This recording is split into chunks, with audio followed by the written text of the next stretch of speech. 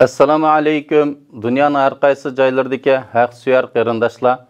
Men bugun Xitoy kommunist kafirlariniki Uyg'urlar ustidan elib berayotgan irqiy qirg'inchiligi va Uyg'urlarga qilayotgan zulmlarini va shundaqla ularning qatorida meningki qarindoshlarimga qilayotgan haqsiz zulmlarini ustidan guvohlik bermoqchiman. Men Abdumajid Abdushukur, G'o'lji shahridan 2014-yil 8-oyda Turkiyaga keldim.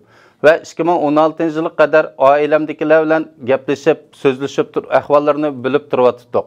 2016 yılı 11. aylardan tatip, ta bugünkü kadar ularniki hiç kandak izlerikini alamadık.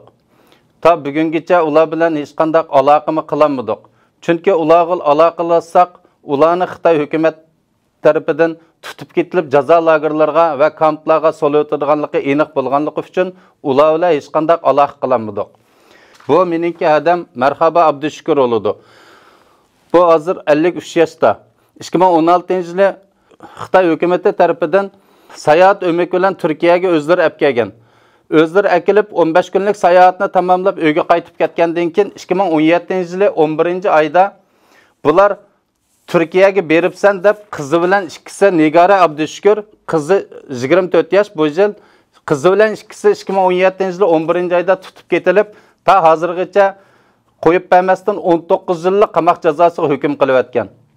Ben bularniki 19 yıllık qamoq cezasıga hüküm kılıp etkidek hiç kandak bir günahınki yo'qligini ve bularniki nima uchun 19 yıllık qamoq cezasıga hüküm qilganligini Xitoy kommunistlarininki bizga isbotlab berishini, bularniki nima jazo, nima gunohi borligini bizga deb berishini ve bularniki boshqa hech qanday gunohi bo'lmagandan qo'yib berishini talab qilaman. Ve oxirida butun dunyodagi barliq Birlashgan Davlatlar Tashkiloti ve haq suyar insonlar ve başka bütün Müslüman devletlerindeki Şarkı Türkistan'daki Uygur Müslümanlarga ve Uygurlarga yardım kılıp bu Xitay'daki kamplarını taqıtıp Xitay'nın zulmüden bizni bir tezrak qutuldurup geçişimizge yardım kılışını sorayman.